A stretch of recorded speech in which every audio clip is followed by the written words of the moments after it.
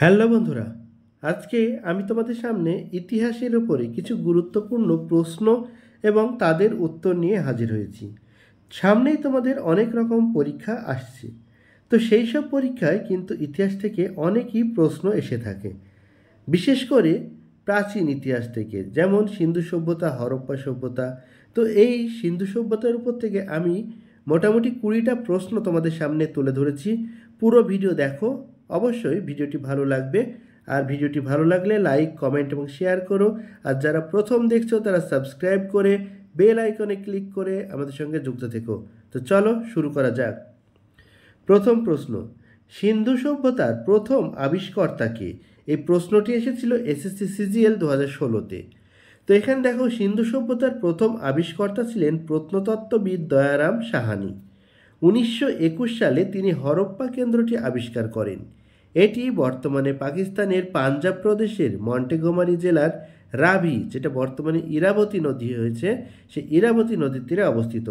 এর কিছুদিন পরে রাখাল দাস বন্দ্যোপাধ্যায় 1922 সালে মহেঞ্জোদারো আবিষ্কার করেন। জন মার্শাল ছিল তখনকার আর্কিওলজিক্যাল সার্ভে অফ ইন্ডিয়ার ডিরেক্টর জেনারেল, এবং তিনি এই খনন কার্যে নেতৃত্ব দিয়েছিলেন, যার ফলে সিন্ধু সভ্যতার আবিষ্কার সম্ভব হয়েছিল। ওকে, নেক্সট, পরবর্তী প্রশ্ন, মহেঞ্জোদারো। এই মহেঞ্জোদারো কথাটির অর্থ কী? এই প্রশ্নটি এসেছিল ডব্লিউবিসিএস প্রিলিমিনারি 2018-তে। মহেঞ্জোদারো, সিন্ধু ভাষায় মহেঞ্জোদারো কথাটির অর্থ হলো মৃতের স্তূপ। মৃতের স্তূপ। এই প্রাচীন নগরীটি সিন্ধু নদীর তীরে অবস্থিত ছিল এবং এই সিন্ধু সভ্যতার অন্যতম কেন্দ্র ছিল এটি। খনন কার্যের সময় এখানে অসংখ্য কঙ্কাল এবং মানুষের দেহাবশেষ পাওয়া যায়, যা এই নামের সার্থকতা প্রমাণ করে। নেক্সট, পরবর্তী প্রশ্ন, সিন্ধু সভ্যতার মানুষের প্রধান জীবিকা কে ছিল? এটা এসেছিল রেলওয়ে এনটিপিসি 2016-তে। সিন্ধু সভ্যতার মানুষের প্রধান জীবিকা ছিল কৃষিকাজ। সিন্ধু উপত্যকার উর্বর মাটি কৃষিকাজের জন্য অত্যন্ত উপযোগী ছিল। তারা গম, যব, কার্পাস, মটর ইত্যাদি চাষ করত। পশুপালনও তাদের অর্থনীতিতে একটি গুরুত্বপূর্ণ অংশ ছিল। এছাড়াও অভ্যন্তরীণ এবং বৈদেশিক বাণিজ্যও তাদের অর্থনীতিতে গুরুত্বপূর্ণ ভূমিকা পালন করত, তবে কৃষি ছিল মূল ভিত্তি। নেক্সট, পরবর্তী প্রশ্ন, নিম্নলিখিত কোন কেন্দ্রটিতে বিশাল শস্যাগার পাওয়া গিয়েছে? বিশাল শস্যাগার কোথায় পাওয়া গেছে? WBCS mains 2019। তো এখানে সঠিক উত্তর আসছে মহেঞ্জোদারো। মহেঞ্জোদারো কেন্দ্রটিতে বিশাল শস্যাগার পাওয়া গেছে। এই শস্যাগারটি ছিল একটি বিশাল আয়তাকার ইটের তৈরি কাঠামো, যা সম্ভবত ফসল সংরক্ষণের জন্য ব্যবহৃত হতো। এছাড়াও মহেঞ্জোদারোতে একটি বৃহৎ স্নানাগারও আবিষ্কৃত হয়েছে, যা ধর্মীয় বা সামাজিক আচার অনুষ্ঠানের জন্য ব্যবহৃত হতো বলে মনে করা হয়। নেক্সট, 5 নম্বর প্রশ্ন, সিন্ধু সভ্যতা ছিল একটি ড্যাশ যুগীয় সভ্যতা। SSC CHSL 2017। সিন্ধু সভ্যতা ছিল একটি ড্যাশ যুগীয় সভ্যতা। সঠিক উত্তর তাম্রপ্রস্তর যুগীয়। তাম্রপ্রস্তর যুগীয় চালকোলিথিক সভ্যতা। ওকে, সিন্ধু সভ্যতার মানুষ তামা এবং টিন মিশিয়ে ব্রোঞ্জ ধাতু তৈরি করতে শিখেছিল, তাই একে ব্রোঞ্জ যুগের সভ্যতাও বলা হয়। তবে পাথরের ব্যবহারও প্রচলিত ছিল, তাই প্রত্নতাত্ত্বিকভাবে এটি তাম্রপ্রস্তর যুগ বা চালকোলিথিক যুগের একটি উন্নত পর্যায়। তারা লোহার ব্যবহার জানতো না, এই বিষয়টা কিন্তু মনে রাখবে, যা বৈদিক যুগে প্রচলিত ছিল। নেক্সট, সিন্ধু সভ্যতার কোন কেন্দ্রটি ম্যানচেস্টার নামে পরিচিত ছিল? WBPSC miscellaneous 2018। গুজরাটের লোথাল। গুজরাটের লোথাল ছিল সিন্ধু সভ্যতার একটি গুরুত্বপূর্ণ বন্দর ও বাণিজ্য কেন্দ্র। এখানে প্রচুর পরিমাণে কার্পাস বা তুলা উৎপাদিত হতো। বিদেশের বাণিজ্যের প্রসার ঘটেছিল। এই কারণে লোথালকে সিন্ধু সভ্যতার ম্যানচেস্টার বলা হয়, কারণ এটি বস্ত্রশিল্পের একটি প্রধান কেন্দ্র ছিল। নেক্সট, 7 নম্বর প্রশ্ন, কোন প্রত্নতাত্ত্বিক কেন্দ্রটিতে বিশ্বের প্রাচীনতম ডকইয়ার্ড বা পোতাশ্রয়ের অস্তিত্ব মিলেছে? WBCS preliminary exam 2021। গুজরাটে অবস্থিত লোথাল কেন্দ্রটিতে বিশ্বের প্রাচীনতম কৃত্রিম ডকইয়ার্ড বা পোতাশ্রয়ের অস্তিত্ব আবিষ্কৃত হয়েছে। এটি পৃথিবীর প্রাচীনতম পোতাশ্রয়গুলির মধ্যে অন্যতম এবং মেসোপটেমিয়ার সঙ্গে সামুদ্রিক বাণিজ্যের প্রমাণ দেয়। লোথাল একটি পরিকল্পিত বন্দর নগরী ছিল যেখানে জাহাজ নোঙর করার সুব্যবস্থা ছিল। নেক্সট 8 নম্বর প্রশ্ন, হরপ্পাবাসীরা কোন ধাতুর ব্যবহার জানত না? Railway group D 2018। সিন্ধু সভ্যতার মানুষ সোনা, রূপা, তামা, ব্রোঞ্জ ব্যবহার জানলেও তারা কিন্তু জানতো না লোহার ব্যবহার জানতো না। ভারতে লোহার ব্যবহার শুরু হয় পরবর্তী বৈদিক যুগ, যেটা আনুমানিক 1000 খ্রিস্টপূর্বাব্দ। ঠিক আছে, নেক্সট পরবর্তী প্রশ্ন, নিত্যরত বালিকার ব্রোঞ্জ মূর্তি কোথায় পাওয়া গেছে? SSC CGL 2019। নিত্যরত বালিকার বিখ্যাত ব্রোঞ্জ মূর্তিটি মহেঞ্জোদারো থেকে আবিষ্কৃত হয়েছে। এটি লাস্ট ওয়াক্স পদ্ধতিতে তৈরি। সিন্ধু সভ্যতার উন্নত যে শিল্পকলার এটি একটি উন্নত নিদর্শন। মূর্তিটি একটি অল্প বয়সী মেয়ের আত্মবিশ্বাসী ভঙ্গিমা প্রদর্শন করে, যা সিন্ধু সভ্যতার শিল্পকলার গভীরতা তুলে ধরে। নেক্সট, সিন্ধু সভ্যতার লিপি বা স্ক্রিপ্ট এটা কী রকম ছিল? WBCS preliminary exam 2017। সিন্ধু সভ্যতার লিপি মূলত ছিল চিত্রলিপি বা ভাবলিপি। এতে প্রায় 400টি চিহ্ন পাওয়া গেছে, যা ডান দিক থেকে বাম দিকে লেখা হতো। তোমাদের প্রশ্ন আসতে পারে সিন্ধু সভ্যতার যে লিপি লেখা হতো সেটা কোন দিক থেকে কোন দিকে? ডান দিক থেকে বাম দিকে। তবে এই লিপির পাঠোদ্ধার এখনও সম্ভব হয়নি, কিছু কিছু জায়গায় এখনও কিন্তু পাঠোদ্ধার করতে বাকি আছে। এটি সিন্ধু সভ্যতার একটি গুরুত্বপূর্ণ বৈশিষ্ট্য, যা তাদের উন্নত সাংস্কৃতিক ও প্রশাসনিক ব্যবস্থার ইঙ্গিত দেয়। নেক্সট 11 নম্বর প্রশ্ন, কালীবঙ্গান কেন্দ্রটি ভারতের কোন রাজ্যে অবস্থিত? WBP constable 2019।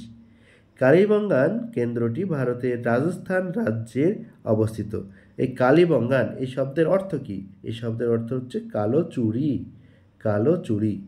এখানে লাঙল দিয়ে কর্ষিত জমির নিদর্শন এবং অগ্নিবেদী পাওয়া গেছে। নেক্সট 12 নম্বর প্রশ্ন, সিন্ধু সভ্যতার বাড়িঘর কি দিয়ে তৈরি ছিল? WB clerkship 2017। সিন্ধু সভ্যতার নগর পরিকল্পনা ছিল অত্যন্ত উন্নত। এখানকার বাড়িঘর, রাস্তাঘাট এবং নিকাশি ব্যবস্থা পোড়া ইট দিয়ে তৈরি হতো। পোড়া ইট ব্যবহার ছিল সিন্ধু সভ্যতার একটি স্বতন্ত্র বৈশিষ্ট্য। ইটগুলির আকার আকৃতিও ছিল একটি সুনির্দিষ্ট এবং উন্নত মানের। নেক্সট 13 নম্বর প্রশ্ন, সিন্ধু সভ্যতায় যে দেবতাকে পূজা করা হতো বা যে দেবতাকে মান্য করা হতো বা পবিত্র মনে করা হতো সে দেবতাকে এবং তার শিলমোহরও খোদিত আছে। NTPC 2021। উত্তর কি? সিন্ধু সভ্যতার শিলমোহরে আদ্য শিব নামক এক দেবতাকে পবিত্র হিসেবে খোদিত অবস্থায় পাওয়া গেছে। এই মূর্তিটিতে একজন যোগী পুরুষের মতো এক দেবতা 3 বা 4টে পশু দ্বারা পরিবেষ্টিত অবস্থায় সিংহাসনে বসে আছেন, যা পশুপতি শিবের একটি আদি রূপ বলে প্রত্নতাত্ত্বিকরা মনে করেন। নেক্সট 14 নম্বর প্রশ্ন, সিন্ধু সভ্যতার সময়কাল কোনটি? SSC MTS 2018। কার্বন 14 ডেটিং বা C14 ডেটিং পদ্ধতি অনুযায়ী সিন্ধু সভ্যতার সবচেয়ে পরিপক্ক বা নগর পর্যায়ের সময়কাল ধরা হয় 2600 থেকে 1900 খ্রিস্টপূর্বাব্দ, অর্থাৎ 2600 থেকে 1900 খ্রিস্টপূর্বাব্দ। যদিও এর সূচনা আরও আগে এবং শেষ আরও পরে হয়েছিল, তবে এই সময়কালকে সিন্ধু সভ্যতার স্বর্ণযুগ হিসেবে বিবেচিত করা হয়। নেক্সট 15 নম্বর প্রশ্ন, কোন হরপ্পা কেন্দ্রটিতে ধান চাষের প্রমাণ মিলেছে? সিন্ধু সভ্যতার লোথাল ও রংপুর এই কেন্দ্র দুটিতে ধান চাষের প্রমাণ পাওয়া গেছে। বিশেষ করে গুজরাটের রংপুর যে কেন্দ্রটি আছে সেখানে ধানের তুষ এবং অন্যান্য শস্যের অবশেষ পাওয়া গেছে, যা সিন্ধু সভ্যতার কৃষিভিত্তিক অর্থনীতির একটি গুরুত্বপূর্ণ দিক প্রমাণ করে। নেক্সট 16 নম্বর প্রশ্ন, সিন্ধু সভ্যতার বৃহত্তম ভারতীয় কেন্দ্র কোনটি? SSC CGL 2020। হরিয়ানার হিসার জেলায় অবস্থিত রাখি গারহি রাখি গারহি হল সিন্ধু সভ্যতার বৃহত্তম ভারতীয় কেন্দ্র। সাম্প্রতিক খনন কার্যে এখানে অনেক গুরুত্বপূর্ণ প্রত্নতাত্ত্বিক নিদর্শন পাওয়া গেছে, যা মহেঞ্জোদারোর পরে এর স্থানকে নির্দেশ করে। এটি সিন্ধু সভ্যতার একটি গুরুত্বপূর্ণ নগর কেন্দ্র ছিল। নেক্সট 17 নম্বর প্রশ্ন, ধোলাভিরা নামক বিখ্যাত প্রত্নতাত্ত্বিক কেন্দ্রটি কোন রাজ্যে অবস্থিত? WBCS preliminary exam 2022। ধোলাভিরা গুজরাটের কচ্ছ জেলার ভাচাও বেদিতে অবস্থিত। গুজরাটের কচ্ছ জেলায়। ঠিক আছে, এটি একটি সুপরিকল্পিত নগর এবং উন্নত জল সংরক্ষণ ও ব্যবস্থাপনার যে ব্যবস্থা আছে সেটির জন্য বিখ্যাত ছিল, ওয়াটার ম্যানেজমেন্ট সিস্টেমের জন্য। এটি একটি ওয়ার্ল্ড হেরিটেজ সাইট হিসেবে ইউনেস্কো দ্বারা স্বীকৃত। নেক্সট 18 নম্বর প্রশ্ন, সিন্ধু সভ্যতার মানুষ কোন ধাতুর ব্যবহার জানত না? NTPC 2021। সিন্ধু সভ্যতার মানুষ সোনা, রূপা, তামা, ব্রোঞ্জের ব্যবহার জানলেও লোহার ব্যবহার জানত না। চানহু দারো কেন্দ্রটি খননের নির্দেশ দিয়েছিলেন কে? PSC miscellaneous 2019। 1931 সালে G.J. ম্যাকে চানহু দারো কেন্দ্রটি খননের নির্দেশ দিয়েছিলেন। জেমসন জন ম্যাকে। G.J. ম্যাকের ফুল ফর্ম কি? জেমসন জন ম্যাকে একজন ব্রিটিশ প্রত্নতাত্ত্বিক ছিলেন এবং সিন্ধু সভ্যতার বিভিন্ন গুরুত্বপূর্ণ কেন্দ্র তিনি অবদান রেখেছেন।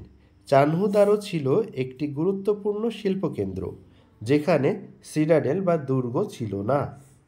নেক্সট 20 নম্বর প্রশ্ন এবং আজকে লাস্ট প্রশ্ন, সেটা হচ্ছে সিন্ধু সভ্যতার অধিবাসীরা কোন দেশের সাথে বাণিজ্য করত? WBCS men's 2017। সিন্ধু সভ্যতার অধিবাসীরা প্রধানত মেসোপটেমিয়া, যেটা বর্তমানে ইরাক, এবং পারস্য উপসাগরীয় অঞ্চলের সাথে বাণিজ্য করত। মেসোপটেমিয়ার লিপিতে সিন্ধু অঞ্চলকে মেলুহা নামে উল্লেখ করা হয়েছে, যা এই বাণিজ্যিক সম্পর্কের প্রমাণ দেয়। বিভিন্ন শিলমোহর, পুঁতি এবং অন্যান্য জিনিসপত্র আদান প্রদান করা হতো এই ব্যবসা বাণিজ্যের মাধ্যমে। তো বন্ধুরা, আজকে এই পর্যন্তই। আশা করছি পুরো ভিডিওটি তোমরা দেখেছো। যারা পুরো ভিডিও দেখেছো, ভিডিও ভালো লাগলে লাইক, কমেন্ট এবং শেয়ার করবে। আর তোমাদের যদি কোনো মতামত থেকে থাকে যে ভিডিও কেমন চাও বা কী ধরনের প্রশ্ন উত্তর তোমরা চাও, তাহলে অবশ্যই সেটা কিন্তু কমেন্ট বক্সে কমেন্ট করে জানাবে। আমরা সেই রকমের প্রশ্ন উত্তর তোমাদের জন্য নিয়ে আসার চেষ্টা করব। তো চলো ভিডিওটিকে এখানে শেষ করছি, পরবর্তীতে আবার দেখাবে নতুন ভিডিওর সঙ্গে। ততক্ষণ ভালো থেকো, সুস্থ থেকো আর আমাদের সঙ্গে যুক্ত থেকো। ধন্যবাদ।